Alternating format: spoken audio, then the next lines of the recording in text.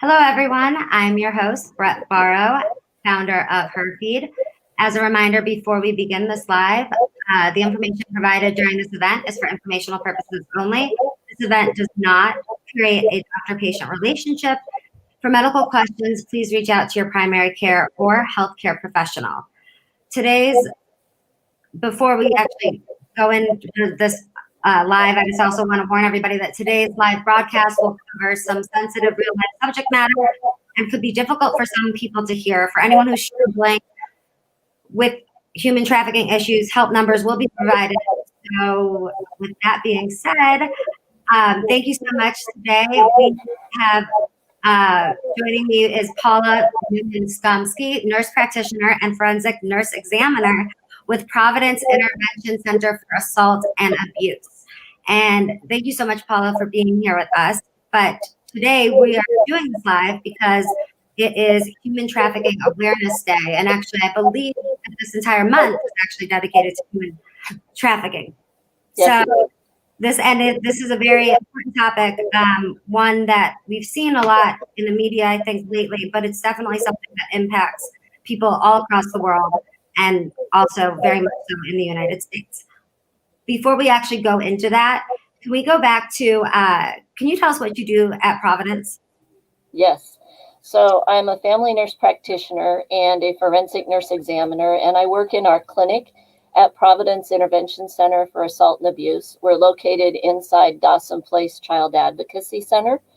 I see patients by appointment for sexual and physical assault. We also have a team of nurses that respond to 4 different emergency rooms in the county 24/7 to provide care for victims of interpersonal violence, both sexual and physical. Wow. And so in addition to this, you also have a role at the Peoria Home, which I know that you actually founded. Can you tell us what Peoria Home is and the reason why you started this? Sure. So Peoria Home is a 2-year residential recovery program for women 18 and over who've been exploited through sex trafficking and prostitution. They live there rent-free for 2 years, and we help coordinate services for counseling, addiction therapy, job skills, life skills.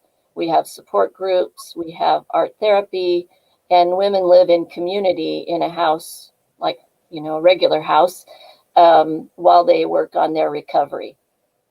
Can you tell us, what made you start this? Why was it so needed? So as my role as a forensic nurse examiner, part of the patients or victims that we were seeing in the emergency room didn't quite fit sexual assault. And back in 2006, Kathy Atwood, who was a detective with the Everett Police Department, came to us and said, we have a problem here locally where arresting girls for prostitution who aren't old enough to legally consent to having sex in the state of Washington. How can we address this issue? How can we reach out to these victims? And that was really before everybody was talking about human trafficking. And so we really weren't aware of what we were looking at. We knew some of the victims we were seeing didn't quite fit the sexual assault box. There was something more going on with them. And so that kind of led me to doing a lot of research about sex trafficking and what was happening across the country.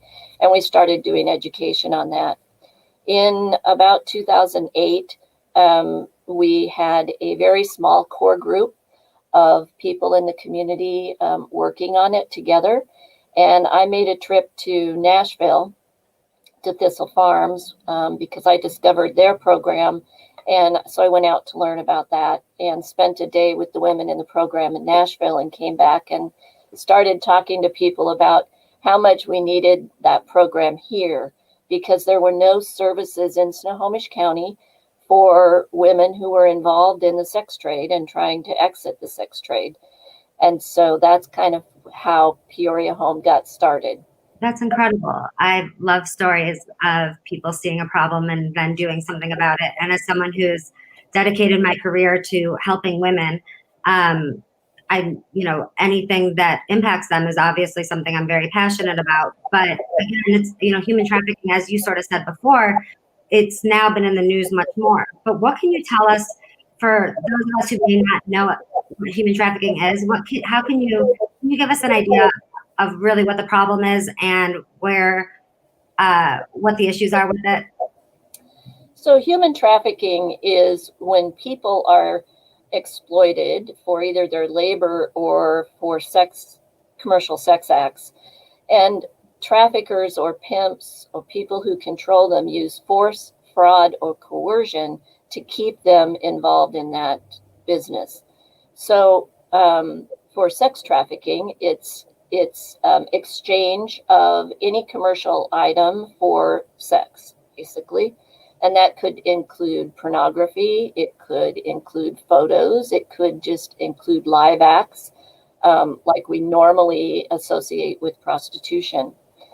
For minors under the age of 18, the force, fraud, or coercion component, and that's hard to say, does not have to be proven, because for minors, it is assumed that they are not consensually engaging in these activities. Right. For labor trafficking, it's things like controlling where people live while they're working, controlling their wages, not paying them wages, forcing them to work in areas that they don't want to work. And so that's the labor trafficking side, where we usually see that in agriculture, hotel business, food service, and other places, massage parlors, nail salons, things like that. We've talked previously in other lives that I've done, and we all know that 2020 was a very, hard year for a lot of people. Did this pandemic, or has this pandemic made this problem worse or impacted it? We don't really know if it's made it worse yet. In talking to the detective last week about what he's seeing locally, what we are seeing is that it has gone more underground.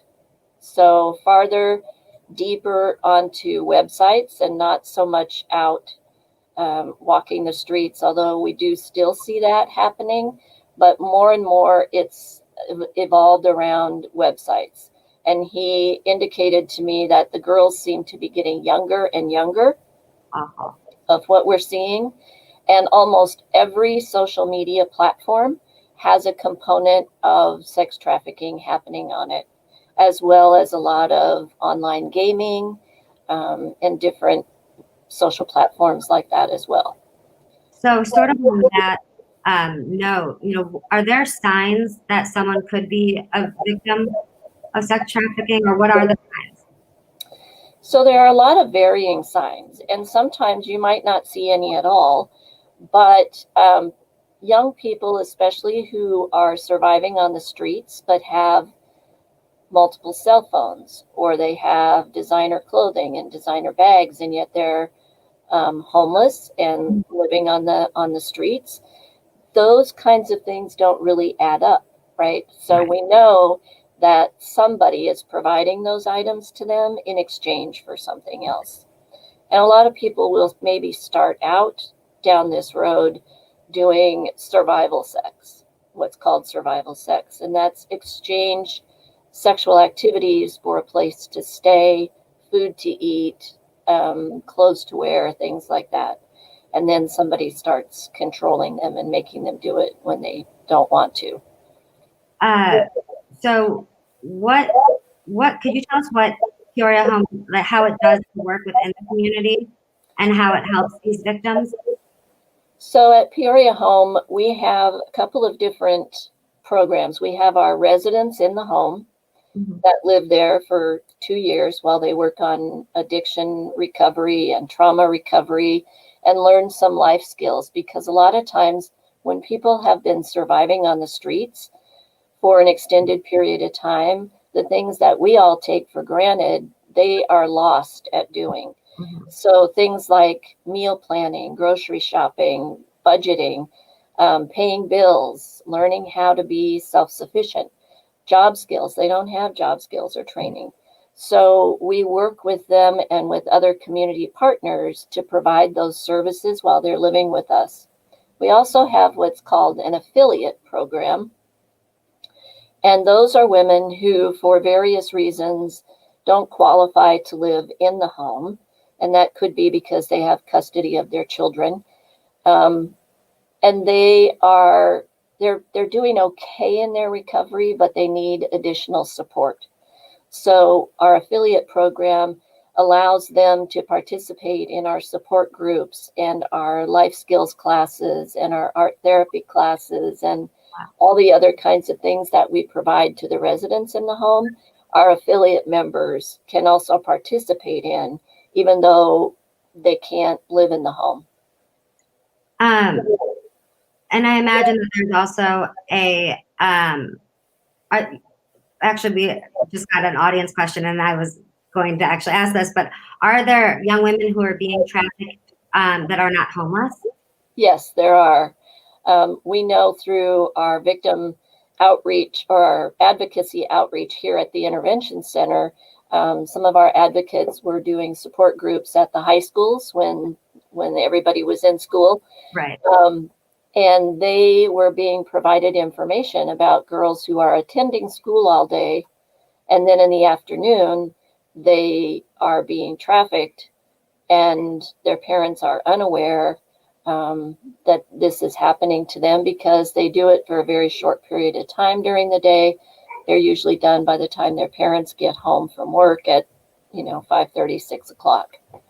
Actually, on that note, as a parent, are there any signs that parents should be looking out for in terms of their children? Parents need to be aware of who their kids are talking to online. Predators are hiding in absolutely every social media platform, gaming platform, and any other media outlet that allows communication back and forth. So parents really need to pay attention to who their kids are talking to, because even little kids, for a while, kids or program games aimed at little kids like Talking Tom and Talking Angela, pedophiles were found on those websites, starting grooming kids and reaching out to kids to exploit them. And there are also people who are being exploited that never leave their homes. And that's through online pornography and pictures. And a lot of times people aren't aware of that either. So paying attention to what your kids are doing online and what's being posted online. We're seeing a lot of younger teens that are posting their own sexual images and not understanding the risk of doing that, and that once that image is on the webs, it's on the web. It's on there for good. Are there behavioral signs that parents could also look for possibly, or even not even parents, but our friends could look out for a change of behavior in another friend of theirs or family members? Watch for changes of behaviors in your kids. And this is really hard, especially with teens, because this is a time in a teen's life where they're fighting for more independence, right? To determine, kind of establish who they are. So some of those behavior changes may be just innocent, but watch for changes in grades, changes in school attendance, changes in appearance, injuries that aren't explained, or the explanation that you're given for an injury doesn't really line up with what you're seeing. Changes for girls in their makeup styles, hairstyles. Maybe they didn't pay a lot of attention to hair and makeup before, and now all of a sudden they are. Try to find out why and what's behind that. Use of drugs and alcohol, because drug and alcohol use goes hand in hand with sex trafficking in particular. A lot of times people already have a drug or alcohol problem and they use selling of sex to support their habit, but oftentimes it's the pimp or trafficker that gets them started on drugs and alcohol to control them. And then they keep using it to numb the pain and the trauma of what they're having to do day in and day out. We actually got a question from the audience. If you're a regular civilian and would like to help someone in a situation like this, what's the best approach to take? If you're a regular civilian and you see what you think is a trafficking concern, get as much information as you can about what's going on and then call local 911. Don't try to intervene yourself in the situation, because you could potentially put the trafficking victim at increased risk of physical harm, and you could put yourself at risk of physical harm. So get as much information as you can, call local 911 and report to them what you're seeing, what you're observing. You can also call the National Trafficking Hotline, which is 888-373-7888. And give them the information, and they will send it back to appropriate local agencies to further investigate. But it's really not safe to try to intervene on your own. We actually got another question from the audience too, which is what percentage of trafficking involves boys or young men? So that's a really tough question to answer, because while trafficking of women and girls is pretty much hidden underground, trafficking of men and boys is even another layer down. And men and boys are much less likely to come forward and seek services than women and girls are. So we really don't have good numbers on how many men and boys are being offended, but we do know that it's happening. It's happening. How do people end up at Peoria Home? Our referrals come from local law enforcement. Our referrals come from our victim advocates when they've encountered somebody in the ER, from therapists, from school counselors, from social workers, people at DSHS when people are applying for benefits. They have identified trafficking victims and referred them to us. Some of the residents of our home actually come to us from our sister network. So Thistle Farms in Nashville started training organizations across the country. And right now we have a network of about 40 different programs across the US that all provide the same kinds of services. And so sometimes for a woman to be successful in recovery, they need to get out of the area where they have been living and where their trafficker still is. So it's nice that we can let the network know how many openings we have, and we can move women around the country to get them in a safe place if we need to. We have a couple of women in our program that have actually come to us from other states, Arkansas and Tennessee. And we have sent a couple of women from the Everett, Snohomish County area to a place in California. So we can move women if we need to get them to a safe place. So in terms of these victims, how do they recover, or how can they recover from the trauma of all of this? And can they recover? They can recover, and they can live very successful, happy lives, but it's hard work. It takes a lot of trauma therapy. It takes a lot, usually, of addiction therapy to maintain sobriety. Mm-hmm. So it's an ongoing process for them, but they can be very successful. We actually got another question from the audience. Is there training that ER caregivers go through to recognize the symptoms, and has it been successful?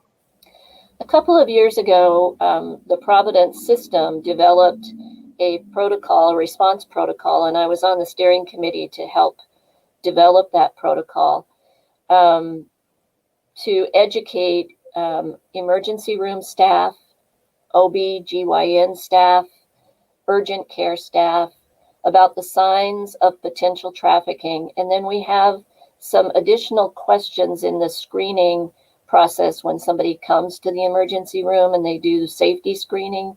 There are additional questions that can be asked if there's any kind of red flag or concern for the person doing the safety screening to help identify potential trafficking victims. And I know from our local ER, we have been called about multiple trafficking victims that have been identified since that training was put in place a couple of years ago. Oh, wow. The system is looking at rolling that training out system-wide, not just in the urgent care, OBGYN, and ER, which is predominantly where victims usually go when they need help.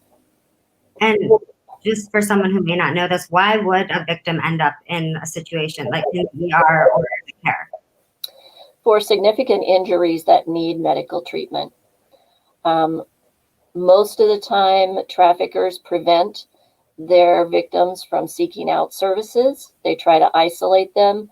But when you have significant injury, that either comes from the trafficker themselves or from one of their customers, people will end up in the ER.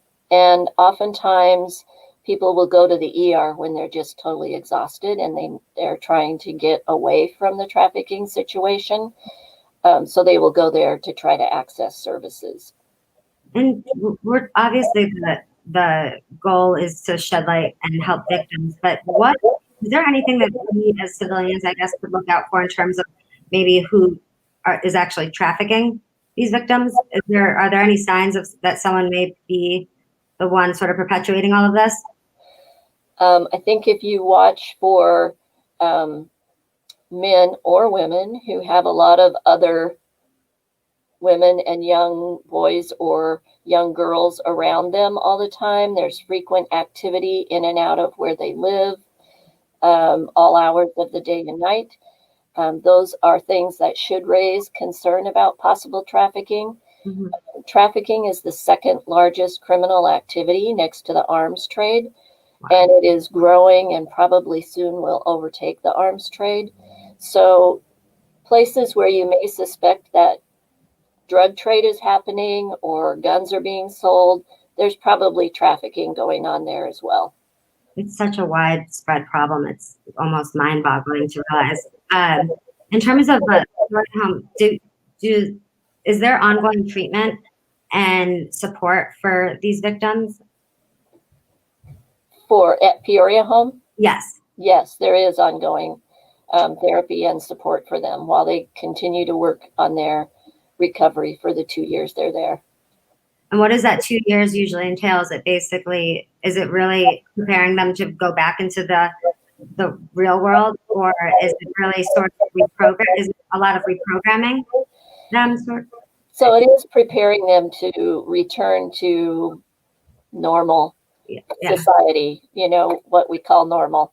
So like I said before, it's helping them with their trauma recovery, their addiction recovery, and learning life skills and job skills so that they can return to the workforce and to normal living. And we know that not everybody is going to be ready at the end of 2 years. And so it's not a hard and fast, 2-year rule.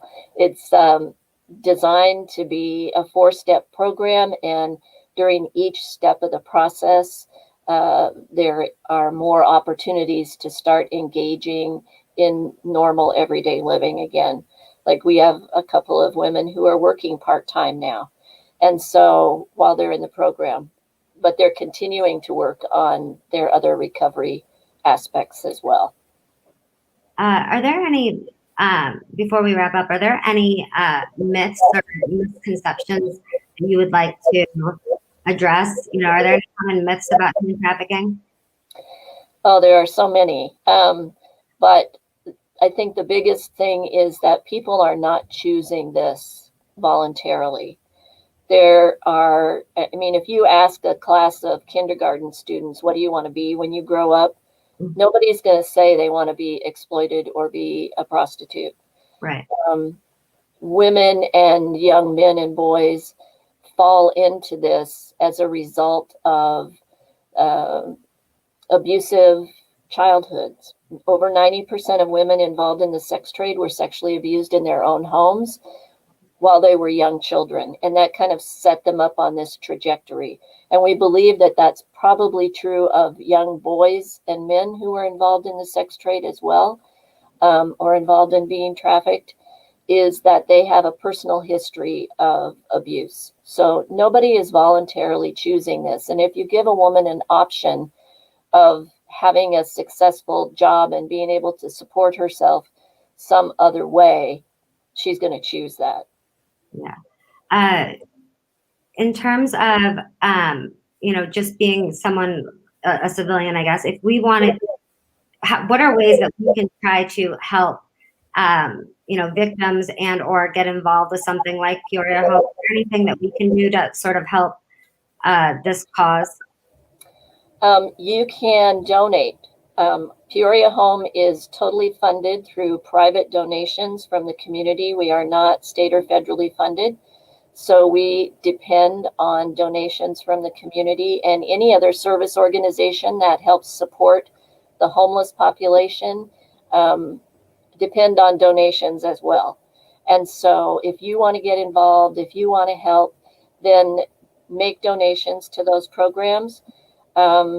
Invite us out to do community education talks. We're happy to come do those and spread the word in the community about that this is happening, because so many people aren't even aware that this is happening in their own community, and it's everywhere. It's not just the big cities.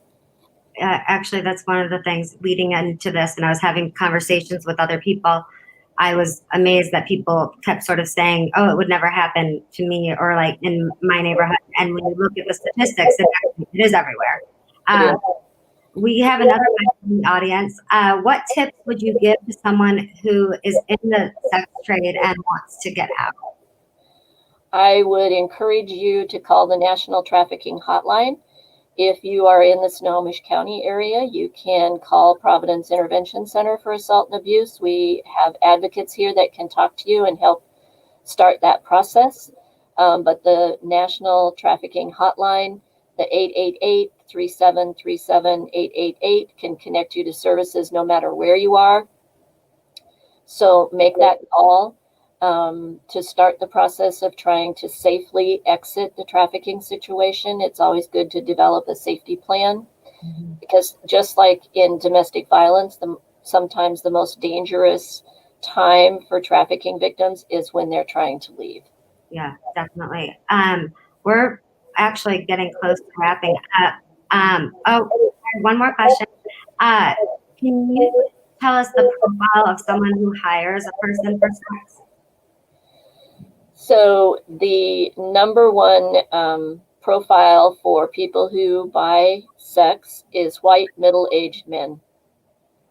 And the most popular time of day for men to be arranging or looking online for a date at night is around 2:00 in the afternoon. So while men are at work, they are arranging dates for when they get off work. Wow. And I would imagine now with the pandemic and a lot of people at home, it's probably, I would say, more prevalent, perhaps, just because there's more time at home. Right. That's horrible. I would have never thought it was while they were at work, but I guess, wow, interesting information.